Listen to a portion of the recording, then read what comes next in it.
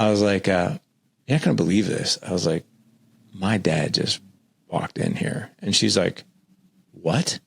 Wow. Where? And I was like, he's right over there, like 50 feet from me, a few tables over. And she's like, oh my God, what are you going to do? Nothing. And she's like, what? She's like, you haven't seen your dad in 18 years. You going to let him walk out of here? I was like, yeah, that's the plan. It's a brand new day. Wake up every morning and say, it's a brand new day.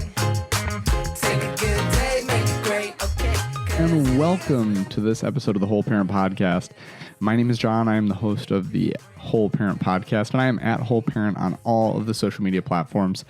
I am just going to give you one quick note here before we begin this very long episode with Larry Hagner of the Dad Edge podcast. He shares with us some really awesome stories, including his journey to becoming a more effective whole parent. If you haven't followed his podcast yet, he has a lot of amazing guests on, including me coming up pretty soon. So that's going to be exciting to be on somebody else's podcast for a change. But my quick note to you before we dive in, like I said, to this kind of extended long episode is to let you know that if you have not gone ahead and written a review and rated this podcast yet on Spotify or Apple Podcasts, you have an opportunity to do that. The last time I checked, which was, I think, yesterday, we had 99 reviews on Apple Podcasts, which is by far our most listened to station. So all of you Spotify users out there, that just means that you have to get your Spotify user friends to start to listen to our podcast on Spotify so you guys can start to catch up. We can gamify this a little bit, see if you guys can catch up to the Apple users. But the Apple Podcast group has had 99 reviews on Apple Podcasts. And so if you want to be the 100th review, you got to go right now and review it.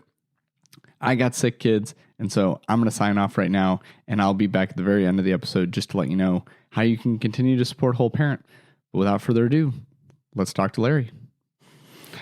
Hello, Whole Parent Podcast. Welcome to the Dad Edge host, Larry Hagner. Larry, how you doing today? I'm doing great, man. I'm just actually lowering my desk as we get started here. So if you see me, going down the elevator, that's why. So that's great. I don't have a desk that goes up and down, but is this something that you recommend for parents?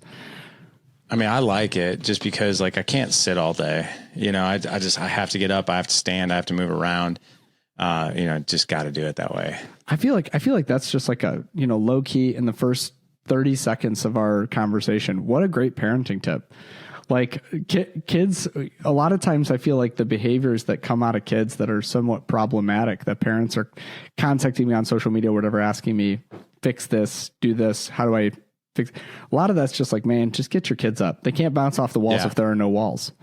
You know what I mean? So, I hear you. I'm also that way. I just stand up and pace whenever I'm not on a podcast. Yeah, I hear you, man. I'm actually going to stand back up again because I can't sit and do podcasting. I thought I would, but I'm not going to do that. So I get it. Hopefully we're not interrupting your recording, but hey, maybe this is a way to, help get parents up and around. Yeah. If you're listening to this sitting down and you're not driving right now, stand up, move around. You're going to be a better parent as a result. That's right. Yeah. I can't, one of my, I don't talk about this a lot on the pod, but I'm also my day job as it is a pastor. And as a pastor, really? And as a pastor, I preach 50 weeks out of the year, 45 weeks out of the year. And, I had a situation really early on where I sliced open my knee trying to move a chair on a Saturday night. So dang, had to go to the hospital. They'll teach you to mess with that chair. That chair went straight in the dumpster, man. We had just gotten new carpet. I was like, my wife is like, your knee. My wife's an ER nurse. So she's like, your knee. And I'm like, the carpet. Sounds about right. That sounds accurate. So we I had to sit and preach on this stool because I couldn't wander around. The stitches were less than 12 hours old. And so I had to sit and preach. And it was the most absolutely antagonizing thing. That just to sit in one place and talk was awful for me back then. Now, I can imagine. These days I'm a little better at it. But hey, I would love. Yeah. So you said it sounds right. You're kind of giving some window into who you are. Tell us a little bit about yourself. I'd love to hear from your voice. Sure. So, I am the father of 4 boys. And the interesting thing about, you talk about your knee and the stitches and all that. Like, I literally just put out a post this morning with all 4 of my boys on top of me. And it was like 400 pounds, like literally on me. And so I've got, a 17-year-old, a 16-year-old, a 10-year-old, and an 8-year-old. And the 16-year-old weighs more than I do now. He's getting to almost 200 pounds. I'm about 180. And, yeah, but, father of 4 boys. And I was joking in the post that we should probably at this point, like, have a punch card for like a frequent, visit to urgent care, like every 10th, visit that we should get for free. So, but, so I'm the father of 4 boys. I never thought I'd say that. I never thought I would say that I'm the father of 4 boys. I mean, I expected, like 10, 15 years ago that I would have 2 kids, and that would be enough for me. It would be enough energy for me, as much as I could handle from like a bandwidth, from a financial aspect. And like, if you would have asked me, 20 years ago, would you have 4 boys? I would have laughed. I would have absolutely laughed at you. I would have been like, there's no possible way. I've been married to my wife now this will be 21 years this year, Wow, which blows my mind. Thanks, man.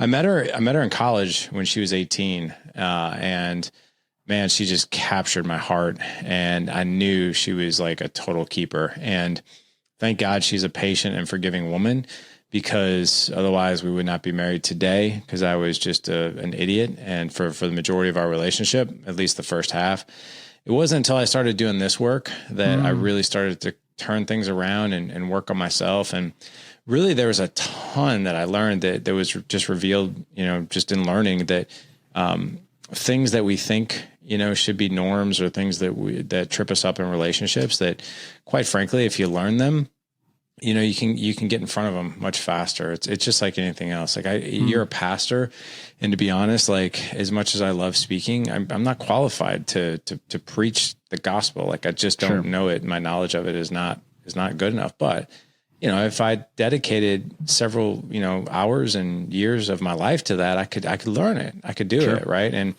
marriage, communication, connection, man, it's really no different. That if you're willing to learn it, if you're willing to give yourself, a chance to set the ego aside and learn a few new things, it's amazing what slight tweaks and little skills will do, in the relationship. Yeah, no, that's such a good word. And I feel like, it's like that with anything, right? It doesn't just have to be ministry. It's any vocational profession, where if you don't put in the work, you're not going to have the baseline ability. And I feel like there's still an imposter syndrome, of course, with everything, right? But at the same time, there's also this amazing aspect of when you really start to see the dividends pay off, it's transformative. And I feel like people understand that in vocational things. Like, they understand that as an accountant, you have to like go and take the classes and get your CPA. And if you don't, you're not going to be qualified to do that work. They understand that if you're going to be a lawyer, you have to pass the bar. If you're going to be a doctor, you have to go to medical school. What they don't, I think, often realize is that your job 24 hours a day, 7 days a week, is being a parent, and in our case is also a husband. And so I think that people just don't do any education on that. And then they just expect that, hey, I'm just going to be able to do it. And I think a lot of it comes from the fact that all of us were raised at some point. Like, we had, not everybody had parents, but everybody had to some aspect someone who brought them up. And so I'd love to just kind of ask you about that.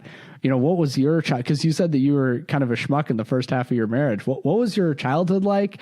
What was growing up like? And how does that affect you today? How much of that stuff have you had to deconstruct? How much of it have you learned to lean on?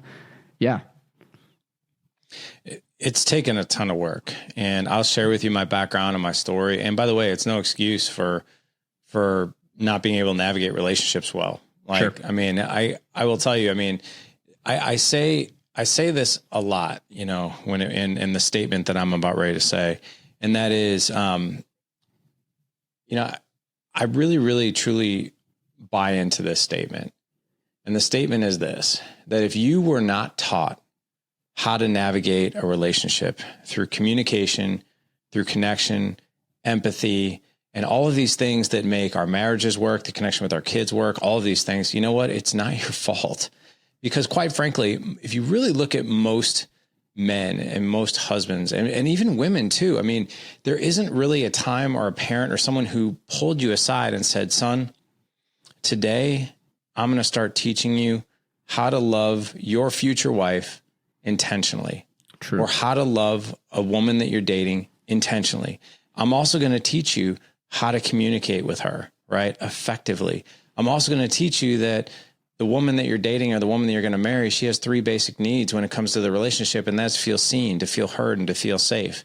And if you can fulfill those needs, she is going to feel very fulfilled. And most of the time, she's going to reciprocate. Sure. Right? We're not taught these things. And our dads never sit down with us. Our moms never sit down with us because they don't know. They don't know what they didn't know, right? They're winging it just like we are. I truly think that the profession that has the most knowledge when it comes to relationship dynamics is a psychologist. Yep. Right? Or a psychiatrist or someone who has that knowledge, licensed family therapist. Everything else, like if you're a cop, you're taught to be a cop. If you're a firefighter, you're taught to be a firefighter. If you're a MMA fighter in the UFC, that's what you're taught, right? Mm-hmm. So it's not your fault necessarily that if you don't know what to do. Here's the tough love though. It is your responsibility to learn it if you so choose. And that last part, you know, we're all given free will. You know that as a pastor, we're all given free will. You have the opportunity. And now in this age, in this period of time, we have a window to the world, and by a click of a button, we can actually learn anything that we want, right? You can literally, if you have no idea how to fix your hot water heater, there's a YouTube video for that. Yep. Right? If you don't know how to build intimacy with your wife, there are countless coaches, there are courses, there are books, there are podcasts, just by a click of a button. You know, when you and I were growing up, I'm not sure how old you are, but you had to go like look in the yellow pages for someone to help you out, right? You know, grab the phone off the wall and call somebody, and hopefully that person could help. Not anymore.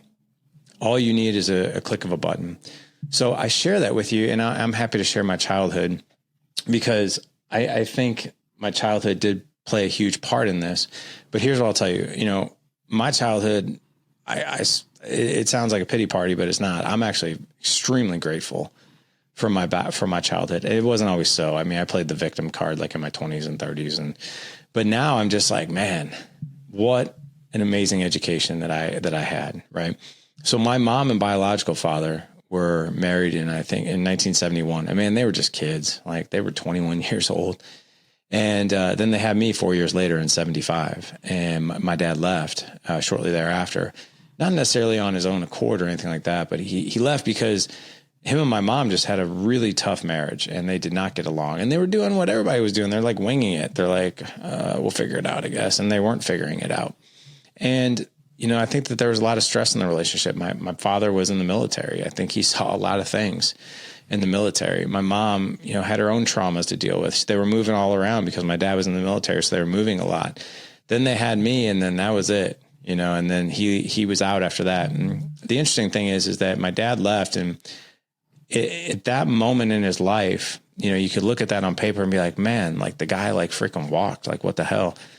My dad, though, in his mind at that point in his life, he actually thought he was actually doing the most selfless thing, because he actually thought that he was making things worse by being around and trying to, like, you know, visit me on the weekends. And he's like, man, I come to pick you up and you just cry. You didn't want to be around me. You want to be around your mom. And like, I literally thought, like, I was a kid, and like, I literally thought like, oh my God, like I am literally like wrecking my son's life by doing this.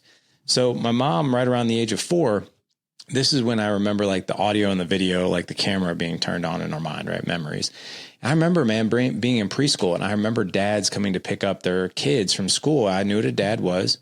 I knew I didn't have one, but it didn't really bother me. Like I didn't really care. Like I didn't have pity about it. I just knew we didn't have one. But in my mind, my mom hasn't found our dad yet. Like that's literally how I thought moms go out and find dads at some point, and she hadn't found ours yet. She'll find them. So I'm 4 years old. My mom's like, hey, this was like a Friday or Saturday. She's like, hey, I'm having a friend over for dinner tonight. And he's like a really special friend of mine, and I work with him, and I've been talking to him a lot. I'm going to have him over for dinner, and I want you to meet him. That was her way of saying I've been dating somebody I work with. Yep. And I was like, oh my God, I heard the word him, right? So I was in my mind, I was like, could that be the dad, right? Is that the dad? So this guy comes walking in my house, And he's in a 3-piece suit. He's a white collar, data software engineer, trench coat, double Windsor tie, briefcase, handlebar mustache, feathered hair, total 1970s look, right? He comes walking in. He shakes my hand. He's like, Larry, I'm Joe. It's nice to meet you. And I shook his hand, and I just remember like looking up at this guy, and his first question that came out is, are you going to be my dad? Like literally just beaming, right? Like I was like, oh my God, she found the dad. Wow. And I remember like my mom, like, I think she like gasped, like, like, right. And he just like kind of like awkwardly laughed, but they got married like 6 months later. Wow. And then they were together until I was 10. So they were together about 5.5 years. And one thing I can tell you is it started off really cool. I remember when he like moved in, and I'm like, oh my gosh, this is freaking amazing, man. Like our family's complete. This is awesome. I have a dad just like all my other friends do. And then it just took a turn. And every year thereafter that, it just turned worse and worse and worse and worse. Alcohol, outbursts, beatings, emotional abuse, physical abuse. Like they would beat each other up. He would beat me up. Like I was just like, it was chaos, man, absolute chaos. And it was very surreal to grow up like that. And when I was 10, they got divorced and he left. I'll never forget, like when he moved out and left for good, there was a part of me, I was like, wow, this sucks. Like I don't have a dad anymore, but I'm also like super relieved at the same time. And then I started asking my mom, like, wait a second, like this guy came around when I was 4 and I knew about the birds and the bees at this point. I'm like, where did I come from? And my mom then laid it on me. She's like, I was actually married before. And I'm like, what? She's like, yeah, you got a dad out there. And I was like, where is he? Like, what's his name? Like, what does he do? Like, why don't we see him? Like all these questions. And my mom's like, I don't know where he is. And, fast forward 2 years later, I won't get into it for the sake of time, but I met my father and it was not on purpose. He ended up living 3 miles from us. Wow. And that was surreal, man. He was remarried, had a 2-year-old son, another one on the way. And my dad, man, like I just ate it up. Like I immediately started calling him dad. I wanted to be around him all the time. He came to my little league games. Like we saw each other at least once a week. And then after like month 5, it just sort of got awkward and weird. Yep. It was almost like he was stressed and overwhelmed and I didn't know what was going on. And I remember being 12 and I just hadn't heard from him in a while. And I picked up the phone off my wall, right? Because at 12, that was our landlines. I called him and I just remember asking like, is something wrong? Like is something doesn't feel right to me. And John, I'll be honest, man, I don't remember what was said on that call. I just remember the outcome. And I don't think I was too nice on that call either where our conversation was going. And then we split after that. So he was gone again. And at that point in my life as a 12-year-old, I felt very angry and like abandoned, again, I'm like, this really sucks. And I was made fun of a lot too in school. Like, you don't have a daddy and all this other stuff. Your mom is dating, she's sleeping around, all this stuff. And that was hard, dude. And I failed the 8th grade. I was like, I'm not doing homework anymore. I'm not studying I don't care. Like I think that was my way of just like rebelling, and I had to do 8th grade twice. And that was a huge turning point for me doing that 8th grade year twice. My mom continued to date and she got married one more time. And, but all these guys that she dated who lived with us and married, they were the same dude. Yep. Just abusers, partiers, all this stuff. So then went on to college, graduated college, got a great career, highly lucrative career in medical device sales right out of college, and married my wife, Jessica. We're off to the races. We get pregnant, right around the time I'm 30. Things are just humming, right? And I'm in a coffee shop when I'm 30. This is 18 years ago. And I'm there with people I work with. We're there for a meeting. And one of the women that worked with me was also one of my really good friends. And she knew this story. So I'm sitting there drinking coffee, having this meeting. And I just like look up because a guy walks in the coffee shop. I look over and I was like, that's my dad. Wow. Like, I hadn't seen him since I was 12. That's crazy. I knew exactly who he was. Yeah. I knew exactly who he was. Like he just looked a little older and a little rounder. That's it. But same look, That's how all of us get. A little older, a little rounder. A little rounder. Yeah. And I remember the girl that I was friends with, who's also my coworker. She's like, hello, are you here? You look like you're seeing a ghost. And I'm like, yeah. I was like, sorry. I was like, you're not going to believe this. I was like, my dad just walked in here. And she's like, what? Wow. Where? And I was like, he's right over there, like 50 feet from me, a few tables over. And she's like, oh my God, what are you going to do? And I was like, and you could tell she was so excited. And I was like, nothing. And she's like, what? She's like, you haven't seen your dad in 18 years. You going to let him walk out of here? I was like, yeah, that's the plan. I don't have any, I have no desire to talk to him. Like, and it's going to be super awkward. And without one word, man, she just gets up from the table, walks right over to his table and sits down. And I'm like, what is she doing? What is about to happen? And then before I knew it, my brain went to scrambled eggs. And before I knew it, I could read his lips and he was like, where is he? And he started like scanning the room and all of a sudden like our eyes locked and I'm like, what is about to happen here? And he stood up very humbly. He kind of like took this deep breath. He just walked over to me very humbly and he extended his hand. He's like, hey, man, like, how are you? And I'm like, fine. How are you? Like I wasn't a total jerk, but I wasn't nice. And anyway, that interaction turned into a breakfast. That breakfast turned into what is now a relationship. And one thing I can tell you is that I have very little interest in holding any grudges against my dad. I don't hold a grudge against my dad. And I definitely wasn't perfect in our relationship either growing up. And we've buried the past. And all we're focused on is how great the future can be. I have 2 younger half brothers. He's still married to the same woman, has been for 45 years. Wow. And things are good. That was my background.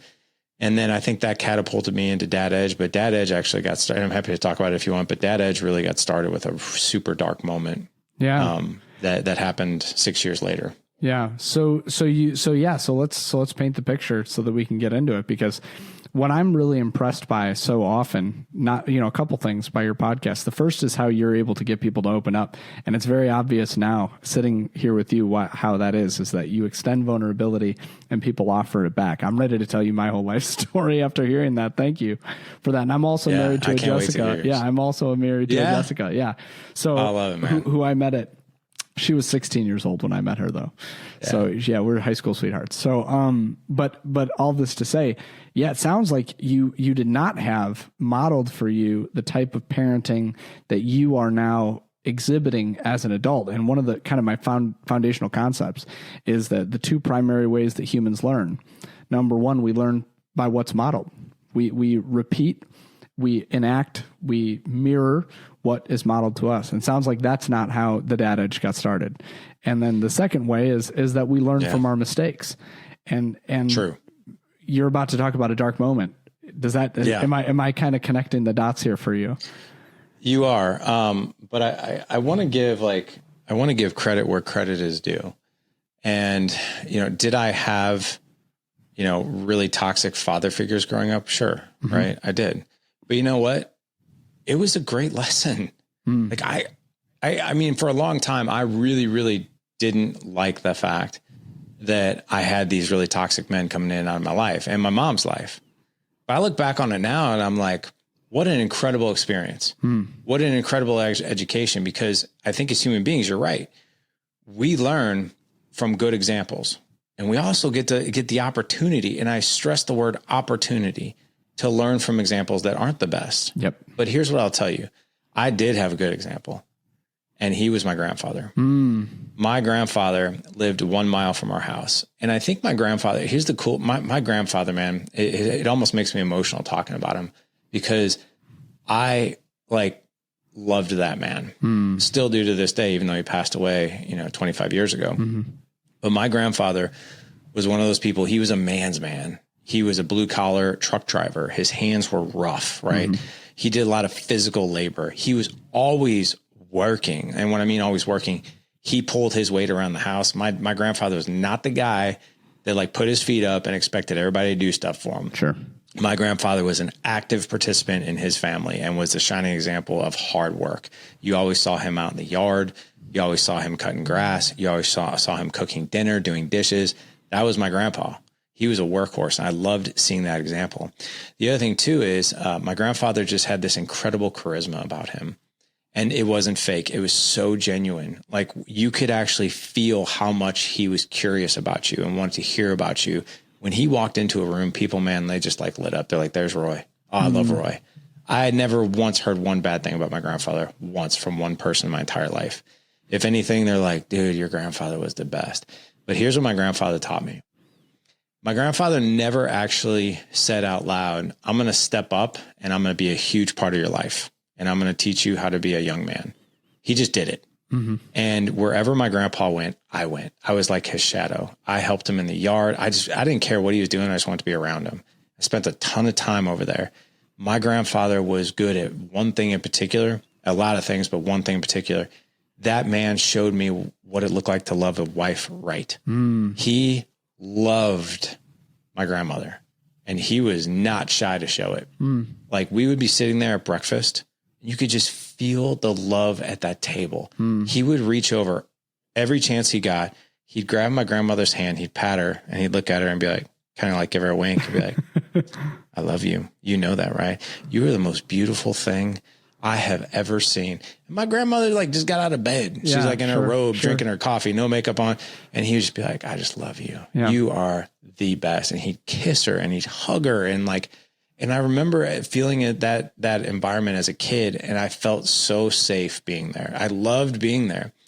And what I can tell you is that's the way I love my Jessica. Yeah. I'm not perfect. Sure. But that is what I'm always like, what would my grandpa do? Right. And I'm always like, it's funny with my boys, man. Like I'm very purposeful and intentional about how, and I'll look at Jessica and I'll be like, boys, and I'll be like, you know what? And they'd be like, we know you love her. Yeah. But here's what I'll tell you, the dark moment, right? The dark moment that happened was, I'm so ashamed of this because I made 3 promises to myself when I got married. Number 1, I'm going to be married one time. I just want to be married once because I remember it was a revolving door of men constantly, right? Oh my God, Ethan. I'm sitting here recording this. I have my oldest son out here. Yeah. He's laughing and a text message just popped up as we're recording. He's like, yes, I know you love mom. We all know you love mom. I can hear you from in here. So that's great. Ethan, I love you, man. Oh my God. That's hilarious. We have one of those in our family too. Do you? I asked my kids, so it's with my kids. It's not with my wife. I got to start doing this with my wife too. But with my kids, I go, hey, guess what? And they know that I'm going to reply, I love you. And so my little ones, my 3-year-old, my 2-year-old are like, they're totally like, they're still the age where they just are like, what? Every time and I can get them. Yeah. But my 7-year-old's like, stop it, Dad. Immediately, like as soon as that happens. So I'm right with you, Ethan. I know he probably can't hear me, but Ethan, I'm there. I got you. Ethan, he understands. That's what he said. He's laughing out there. Love it. But yeah, man, I actually take that, like, it's funny, like with your kids, right? I take that as a compliment. I'd be like, yeah, I know it's annoying. I'm going to keep doing it. Totally. I'm gonna keep doing it. And in the back of my mind, I don't say this to them, but I'm like, you will really appreciate this when you're older and not right now. And that's okay. And I'm okay with you giving me all the grief you want, but like, I'm just going to do this and keep doing this. Well, and the more you antagonize me, the more I might do it. It becomes intrinsic, right? So like when you were saying like the videotape, you start remembering your childhood at a certain point. That's when memories become extrinsic. We can really like identify them. This is what happened. And so you have that dissonance in your past where you have, this is what love looked like. This is what toxic relationships looked like. But you have that extrinsic memory, but you also have the intrinsic, which is like, you just know what it feels like to be around people who love.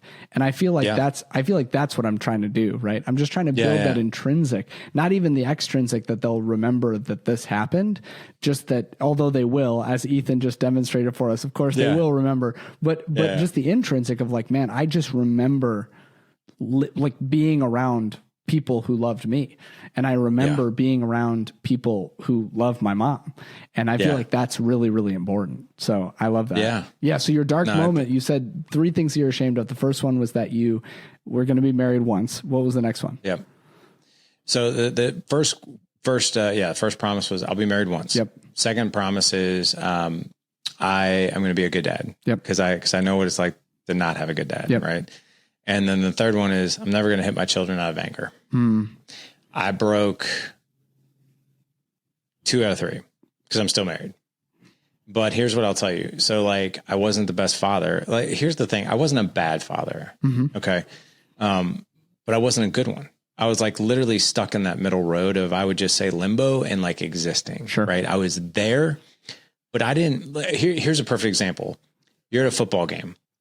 I wasn't on the field playing like an all-star, but I wasn't in the bleachers either. I wasn't in the audience. I wasn't in the crowd. I was on the bench. You were coasting on that pine. That's right. Yeah. That's where I lived my athletic career, my man. You know, what's so funny you say that is, so my boys, a few of them are wrestlers, and I wrestled growing up, and like it's funny, like they kind of like view you as a dad, like, oh, you probably just dominated. I was like, no. I was like, I know the ceilings of more gymnasiums in our area than you can possibly realize, because I spent most of my time in my wrestling on my back my first year, right? I feel like that's a formative experience too, though. Oh yeah, like totally. You know, I got recruited to play volleyball at the collegiate level, and I was on scholarship, like the whole thing, and like a week before the season started, I was going to be competing for the starting spot on this team that I was on. The week before the season started, this total party kid from another school who was friends with like the best player on our team from high school, he decided like, I'll stop drinking during season, or I'll just drink less during season, and I'll come to this like podunk school and I'll just like play. And he was my position. My friend, I never saw the court. This kid showed up 5 days before the first match, and I watched a lot of volleyball, and I served a couple times, but that was it. And I think that's a formative experience, right? Like that's a good thing. But okay, but we're off track. So okay, so tell me. So you said that these two things, you promised yourself you'd be a good dad, but you also promised yourself that you would never hit your kids out of anger. And I want to hear about it. Yeah. So, again, I was in medical device sales, and I'll give some context just because, and I share this context not because it's an excuse to behave badly. It's just, I think it's a walk in every man's life. Whenever we lose our patience, get angry, we get triggered, very rarely does it have anything to do, very little to do with what just happened in front of you. Yep. It usually has to do with the 10 things, 20 things that happened right before that. Yep. So, at this point in my life, I'm 6 years into being a dad. My oldest, Ethan, who was just in the other room, he's 6. His younger brother, Mason, who's now pushing 200 pounds. I wouldn't mess with him now. Oh my God, he would absolutely decimate me. He's the center on his football team, and he hits the hardest of any player. So I don't mess with him, but he was 4. And that day, and there was a lot of things that led up to this event. Like, I was already frustrated with me and Jessica's relationship, and I was frustrated not with her, but because I was just like, God bless, I don't know what to do. And I felt like I kept falling on my face, man. I just could not communicate with her. Like, I wasn't getting the connection I wanted with her. I wasn't getting the sex that I wanted with her. Yep. I wasn't like all these things that I wanted. I was just like, I don't know how to do this. And she was getting frustrated too. Sure. It was like she was speaking French and I was speaking Chinese. That's what the relationship kind of felt like. And we were trying to navigate that. And so I was frustrated there. And then I was also the sole provider, and I still am. And so I felt like that tremendous pressure, to provide, right? I'm the one paying the bills here. Like, holy crap. Sure. When you're a young dad, man, that's stressful. And that day I lost my biggest customer in my territory. And it made up like 40% of my territory revenue, like gross revenue that I was paid a percentage on. And I was like, oh my gosh, like, number one, I'm going to get fired. I just lost my biggest customer to my competitor. Like, how do I explain that to my boss? Number two, even if I keep my job, like, my income is severely impacted. Yep. And now I'm sitting there thinking like, oh my God, I might be out of a job. And then we're getting ready to move on top of it. So I'm like, oh my God, I might be jobless, or it's going to impact my income. Can we buy this next house? And I'm packing up all the boys' playroom that night, and I'm just pissed out of my mind. Hadn't really told Jessica about it yet. I was trying to figure out like how to lay that one on her.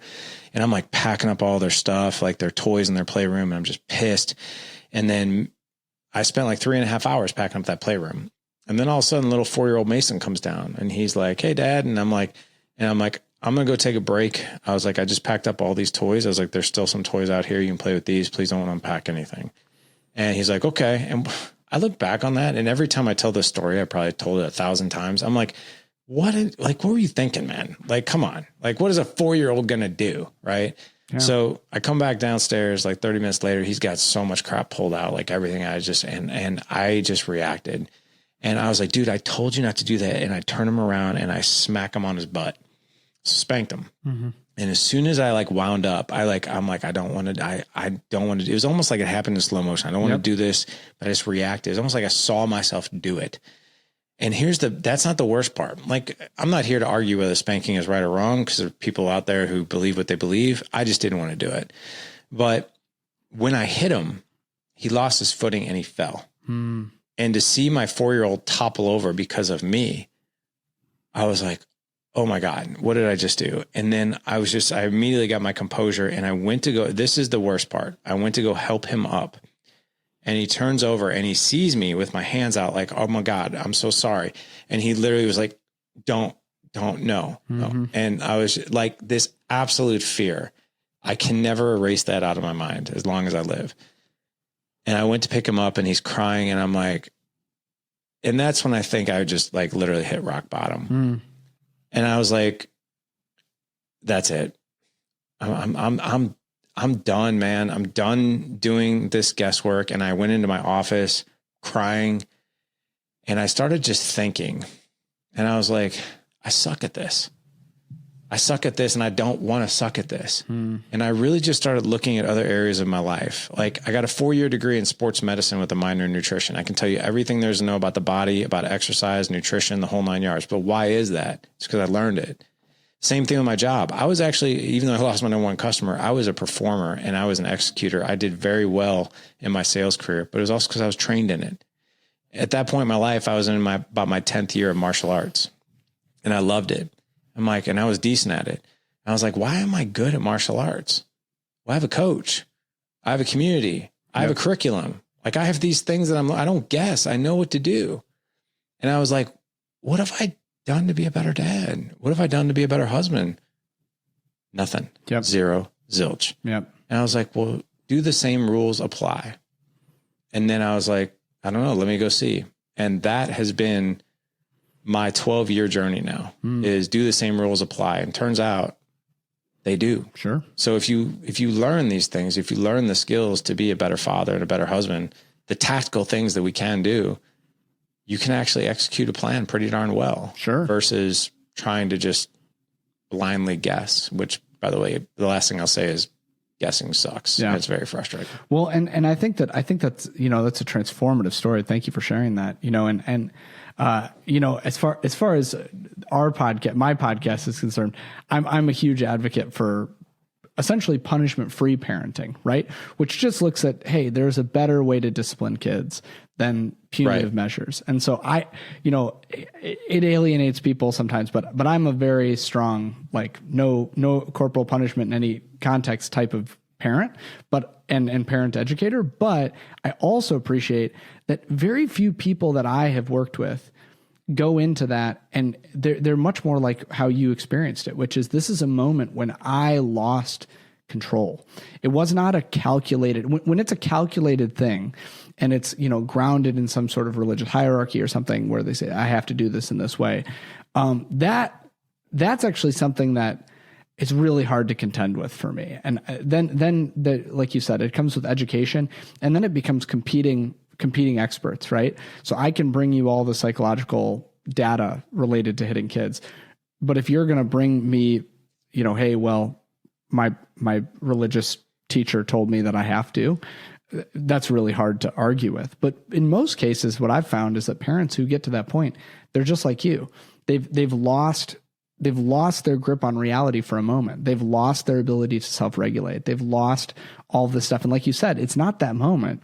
It's the things that happened before. And I'll even say also the things that happened 20 years ago, right? It's almost never just the 10 minutes before. It's also, well, I don't know how to cope with disappointment because that was never taught to me. That's my struggle. Like, I don't know how to cope with disappointment. And so when disappointing things happen, I'm like, man, I don't have the resources and skills to do this. And so I feel like a lot of what you've just identified for us and offered to us is It's the journey for so many men is that they want to do better. They may even begin to do the research, if they're following my account, to know how to do better. But yet in those moments, they still lose it. They still get overwhelmed. They still get burned out. They still get, stress exterior to them. The marriage is on the rocks, whatever. And then the kids wind up just being the ones who take the brunt of that for whatever reason. And so, I'm interested to hear this also, as a dad, how has that shaped the way that you view yourself as a man? Because, before you've kind of identified these 3 rules that you had, and when you start to break your own rules, when you start to violate your own values, that can be a really transformative moment for so many people. But what about on the other side? What are some things as a dad that has just really shaped your way of understanding yourself in the world in a positive way? I don't know if I've ever heard that question, which is an incredible question. It's a tricky one. It is. So like, I want to make sure that I answer it correctly. So can you restate the question just again, so I can like really wrap my arms around it? Yeah. So what, if anything, in the experience of being a dad has made you rethink in a positive light what it means to be a man?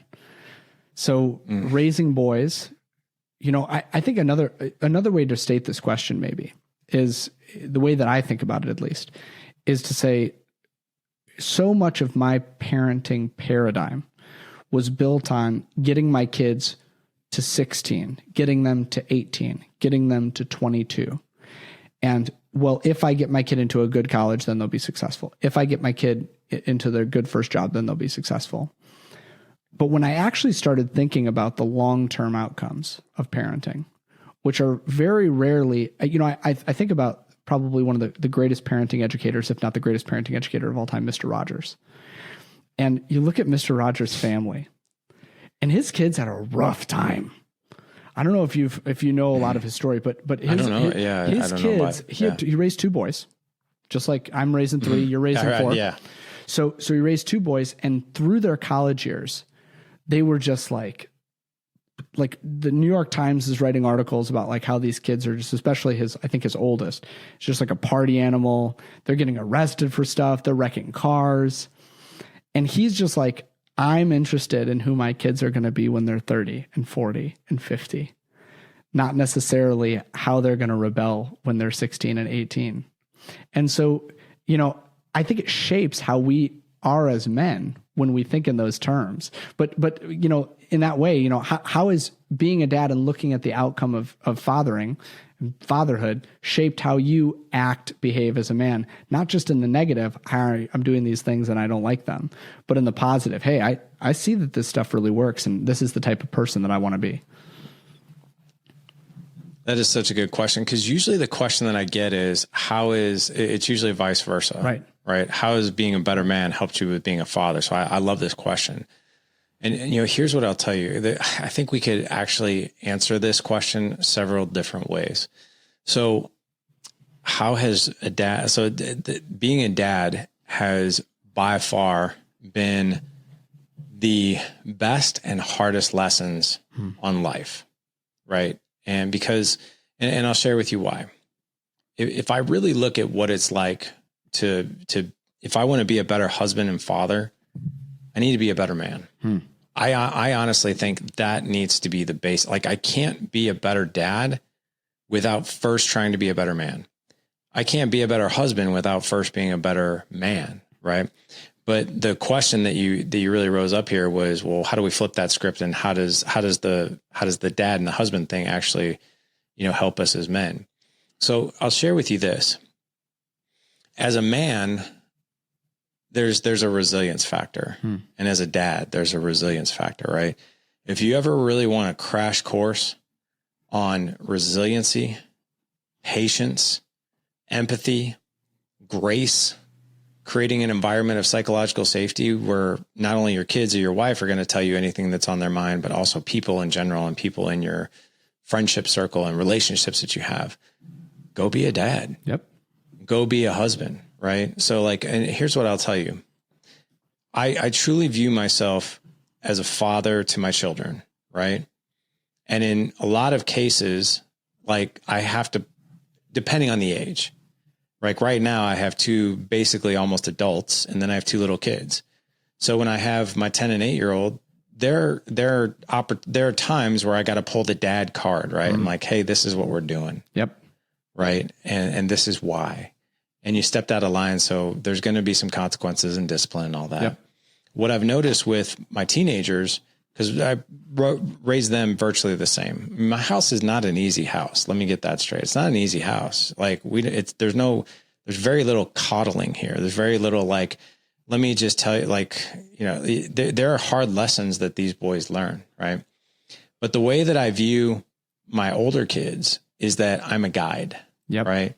And I'm a trusted advisor that they can bounce things off of. Right. I'll give you a great example. So last night, my son is literally 32 days from being 18 years old. And he's like, we talked about it last night. He's like, I'm a month from being an adult and I can make my own decisions. I was like, to some degree, from the law, you can, but when you're in your junior year of high school, you still have another year here, year and a half. And there are rules, whether you're an adult or not, that you have to follow to live here. Right. So what I'll tell you is there are going to be rules still, right? If you're living here, there's still going to be a curfew, whether you like it or not. You can, when you move out, you can come home whenever you want. But here, you know, there's a time when you have to be home. However, here's what I will tell you. There's no topic that's off the table for discussion. So if you want something, or if you have a request, bring it up. We'll talk about it. I'll give you an example, right? My, last night he was just like, I want a motorcycle. And I was like, first of all, if you want a motorcycle, I will never help you buy that. Second of all, if you're living under my roof, you're not going to have a motorcycle, period. I was like, even if one of your friends who came from a broken home was staying in our house, that would be a rule, right? No motorcycle. But he really wants a tattoo right now. He's like die hard on a tattoo. I was like, you know what? You're going to be 18. Let's have the conversation. You can get a tattoo. Yeah. Like that's a conversation. I was like, but here's what I'll share with you. Before you just run out and get a tattoo, what would it look like for us to talk about, you know, certain things that you might not be aware of? And he's like what? I was like, for instance, once you choose a tattoo, think of it this way. When I'm 50 years old, is this still meaningful to me? Am I still proud to have it? Right. And the other thing too, is where you put it on your body. I was like, that is a huge one as well. I was like, cause he wants one on his forearm. I was like, you have to understand that, you know, you're going to be wearing short sleeve shirts. Right. And if you want to do that, that's fine. But also think through, I can't really hide this. It's going to be out in the open. And do I want other people seeing it? Maybe I'm in a professional setting. Maybe I'm dating a girl and I don't want her dad to see it, you know, right away, because I don't want to get the wrong impression of me. All these different things that, whether they're true or not, you need to have somebody to bounce those things off of and to be on the lookout with you. So if you want a tattoo, that's fine. But let's have a conversation around, you know, what that looks like for you and your ideal tattoo and the ideal place that you want on it versus just running out and getting it because you think it looks cool right now at 18. I'm pretty sure he wants to get the Dad Edge logo, like tattooed right here, big, so that he can see it. Yeah. No, you know, I think that that's so helpful. And this is something I read about in the book is the concept of boundaries and how you have to have boundaries for kids. It's how they're secure. It's how they're safe. Like you can't, like there is this, the reason why I never use the term gentle parenting and related to my account is because there's no definition for it. And so even if I'm practicing psychologically healthy parenting and, you know, affective parenting, I don't do a lot of coddling either, but I'm absolutely emotionally responsive. And, you know, I validate experiences even when I don't understand them. And so all of those things, like there are still boundaries. And one of the things that I struggle with is that so many parenting educators, or, I shouldn't even call them educators, just random people who like, this is how I parent my kids, like, get ready for the day with us. It seems like there's no boundaries whatsoever. There's no guides. There's no rails, right? It's like, there's no bumpers. And so, I think that that's massively important, but also having the respect for your kids that those boundaries will change. And that I think that the struggle often that I've found in working with teenagers is that I know a lot of teenagers who were raised in highly structured homes, very religious, whatever. And what will happen is they'll be going along their life and they'll have no freedom. And at 12, there's no freedom. And at 16, the door gets taken off and then the phone gets taken away. And I'm not saying like in a short term, hey, we're not using this effectively, or we're using this in an inappropriate way and we need to reset. I'm saying like, you aren't allowed to have any relationships with people of the opposite gender. You're not allowed to, go on dates in any capacity. It's like, and these parents, they build up these massive structures because they deeply, deeply distrust their kids. And then they turn 18 and they drop them, whether they go to college or whatever. The kid moves out, and then it's like breaking Amish. These kids just, and I hate to say it, but like these kids are the ones who wind up being predatory because their whole lives, they've never been trusted to set effective boundaries. Right. And so they have in their head, like, oh yeah, deep down inside. And I've had these conversations with 18-year-old men where I'm talking to them and they're like, oh yeah, I know that I can't be out with a girl without somebody else there because I'll just take advantage of her. And I'm like, well, who told you, who taught you that? Who explained, that's not the home that you came up. And I know your parents, that's not, I guess I don't sometimes, but that's not their relationship. It's like, well, but that's the story I've been told about myself. And so, I think that that's such a beautiful thing of having those hard and fast rules. For us, it's actually playing tackle football. And that's just because of my own past trauma. I have a friend who had CTE and committed suicide. And so because of that, 23 or 24 years old. And so because of that, for me, and it was like trauma that happened 7th and 8th grade. And so because of that, that's a hard rule for me. But it's not to say that I look down on people who let their kids play football in any way. I just know that I could never feel safe. And my kids might come back and say, but I really want to do this. And that would probably be a conversation. But ultimately it may still come down to, but for me, this is just a non-starter. I'll let you do anything else. I'll buy you all your hockey gear and get up at 5 a.m. We'll go play hockey. But it's not about, I'm afraid of physical sports. It's in this one place until I feel confident that there are safety measures in place. My dad ran a sports equipment company when I was growing up. And so I watched the helmet tests and I knew how not good they really were unless those helmets were perfectly fitted. And so how ineffective the helmets were when they weren't just absolutely perfect. And so because of that, I have that boundary. And I think a lot of parents, riding a bike without a helmet's another one for me. That's just a boundary, man. Like, we're never doing that in my house. Like, you're never getting out there and getting on your bike without it. Now, if you wear a helmet, I'll let you ride in the rain. I'll let you ride across the street once you've demonstrated some aptitude for being able to know when cars are coming and crossing at crosswalks and things. I'll let you do all of this stuff, but it's going to be with a helmet. And I feel like what you're describing is that, but for teenagers. And so to hear that is really, really helpful, to just know that that's a continuing process, even with an 18-year-old. Yeah. So it's unreal, man. And I imagine that, you're saying this stuff you probably never thought you'd be on a podcast talking about how to raise an soon to be 32 days away from being an 18-year-old. So, that's another aspect. But going back to when your kids were little. So I imagine that there's been a lot of deconstruction, masculinity. We're talking about raising boys. What's one old school rule that we were raised with or that you were raised with about boys that you would love to see? Like, if we just as a culture put that to bed, like we don't say that anymore. We don't abide by that anymore. We're done raising boys who believe, or we're done saying to our boys as they're growing up, XYZ. What would that be? man, you really want me to get on a soapbox, huh? I'm trying, man. I'm trying to push you up there. Yeah. So the question was, what are some old school things that we have to do away with raising young men? Yep. Right. So here's what I'll tell you. There's a time for tough love, right? There's a time for suck it up, buttercup, but it is like 1% of the time, in my opinion. Like, so for instance, my stepfather, the one that my mom was with from the time I was 4 to 6, I couldn't cry. Like, he was like, only babies cry, wipe your damn tears off your face, man up. That's what I was told. Right. And that's what a lot of young men are told. Now, here's what I'll tell you. You can raise a physically and mentally and emotionally resilient young man by not doing those things. And let me share with you some things that I've learned, and I've had to learn them the hard way, right?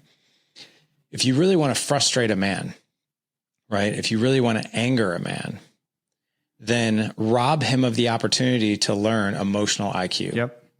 Because nothing will frustrate a man more than he's pissed off and he doesn't understand why. Like, are you upset? Like, how many times have you seen grown men, including myself? Why are you so angry? I don't know. I'm just pissed. Yep. At what? This happened. Why'd that piss you off? I don't know. It just did. Right. So when you can take a small human being, right, with boy or girl, but we're talking about boys, and you can teach them what an emotion is. And I'm sorry to say, like, whether you're raising boys or not, young men or not, emotions are human. Yep. And emotions are part of the human experience. Sadness, overwhelm, exhaustion, depression, anxiety, right? Anger, fear. These are human emotions, and it's part of our human experience. The more you try to push those things down and not feel them, the more someone wants to not feel those things because they don't think it's normal or they think it's weak. And then they want to drink it away, smoke it away, watch porn or whatever they're doing. Right. So, like, when you do that, but when you teach a young man how you feel, tell me what's going on, and they share with you what's going on, and you can help that young man label what he might be feeling. I do this all the time. So with my boys, if my son comes home, perfect example, one of my boys, my oldest, just got friend zoned by a girl that he really liked. Rough. And he was devastated. He took her out on a date. This was on Valentine's Day. Took her out on a date. And then after the date, she was like, we're going to be friends. And my son was upset. He was very upset. And there's a part of me as a dad, now that I'm years ahead of him. I'm like, dude, don't worry about it, man. Like, come on. Like, there are so many fish in the sea. Like, you'll find another one. It's not that big of a deal. No. I remember what it was like to be friend zoned. It sucked. And when he came home, I was like, oh, dude, that sounds overwhelming, man. That sounds hurtful. Right. And man to man, those words don't usually come to the surface. And when I say those things, he can validate yes or no, that's what I'm feeling. And when you validate somebody else's emotion, you're actually teaching them, you're actually Miyagiing them, right? If you know that term, right? You're actually teaching Daniel's son how to wax the cars and all that, but he's actually teaching him how to fight. You're actually teaching that young man how to identify that emotion and then what to do with it. So, like, for instance, when I'm like, oh, dude, that sounds heartbreaking. That sounds overwhelming. That sounds hurtful. He's like, yeah, it is. And I'm like, of course it is. Like, what? Why wouldn't it be? Normalizing it, not only labeling it, but then normalizing it. Because a lot of times when we feel hurt or we feel upset, we don't feel like it's normal. We literally feel like I'm the only one that probably feels this way and I'm weak because I feel it. And as soon as we say, man, I remember that feeling. And I remember how bad it hurt, dude. I really do. And anybody who gets friend zoned with anyone that they like, that hurts. And it sucks. And it's 1,000% normal to be upset about it. And to explore like those feelings. So once you normalize that, and then he can be like, yeah, I do feel hurt. yeah, I do feel overwhelmed. Yeah. But the cool thing, I've done that with all the boys their whole life. But here's what I can tell you. I love the fact that I can have a conversation with my kids, with my young boys, my 16, my 18-year-old, and they will actually tell me, like, I couldn't do this as a teenager, but they can. They're like, Dad, I'm really angry today. Like, oh, tell me about it. What's going on? And anger is a secondary emotion. And I even tell them this, like, well, anger is a secondary emotion based on usually a primary, but like, so why are you angry? Let's talk about that. And they'll tell me, and I'll say, so you're angry because you're actually perhaps fearful Or disappointed. like, yeah, that's it. Disappointed, yep. Right? Or sad, right? Or something like that. Yeah. And it's really helping them connect the dots with what they're feeling.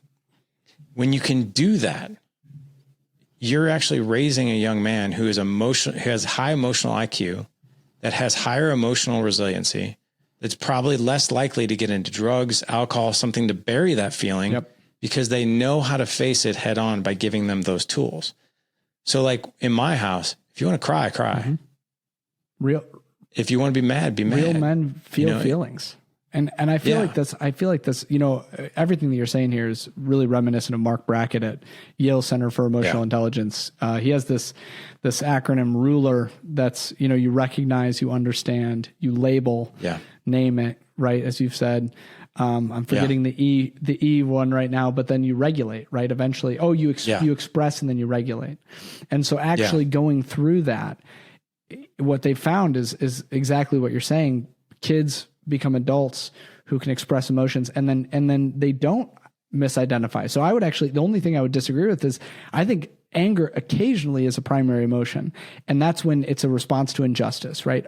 Our response to injustice is anger, and that's good, and that's right, and that's how we should react to injustice. But so often, when we're not encouraged to feel overwhelmed, discouraged, disappointed, anxious, fearful, because all of those things are considered not man enough. Don't be afraid. Real men aren't sad. Real men, you know, get even. They don't get sad, you know, whatever. When we experience those things, they often manifest as anger, because that's the one and only emotion that men feel that they're allowed to express. You can be angry because that's culturally appropriate. And so I love what you're saying, that if that's, you know, and I would agree wholeheartedly that would be I would say that's my number one. My number two is, you know, I'm done with bullying. I think bullying is like such a, I hate to say it in these terms, but bullying is such a reactive, weak thing to do. And, you know, I think bullying wouldn't exist if we had emotionally intelligent kids, but you know, the boys will be boys, and it's okay to bully each other. That would be my thing, where I would just go like beyond an inability to feel, or when anger and aggression is the way that we act out our emotions, it's, you know, so toxic. So we're coming to the end here, Larry. I thank you so much for your time today. I love everything you've said. Can you give us some insight into where we can find you if people want to hear more from Larry Hagner and more from Dad Edge? How can we connect? Yeah, absolutely. Before we head out, I was wanting to see, do you want to, just a really quick example of, you know, yes, I create space for my kids. Yes, I want to give them emotional IQ. And there's also a time to be direct. Yeah. And I'm happy to share that. And then I can tell you where to find us. So I'll give you an example of being direct, right? To be more of like, hey, I'm going to create space for you. I'm going to help you identify your emotions. I'm going to teach you about emotional IQ. And then there are times where I'm going to be more your coach, right? So my son, like I said, my oldest son wrestles, and he was struggling for about a month or two with wrestling. He was losing a lot of matches, but he was beaten before he'd even go out on the mat. You could see it written all over his face. You could see it in his body language. He would pace, and I'd kind of go up to him and be like, "You doing okay?" He's just like, "I'm just going to get killed. I'm just going to get killed out there today." Like, and it's all this stuff he's saying, right? And I remember being at a match, and I'm watching his opponent watch him pace, and he's nudging his buddies like, I didn't know what they were saying, but it's like, that's my guy. And they were like, the guy knew he had him. Yep. Like, it was like blood in the water. He went out there, he lost. my son came up to me, and I'm not the type of dad necessarily all the time where it's like, oh, you just get him next time. Don't worry about it. And he came off the mat and I was like, permission to speak directly.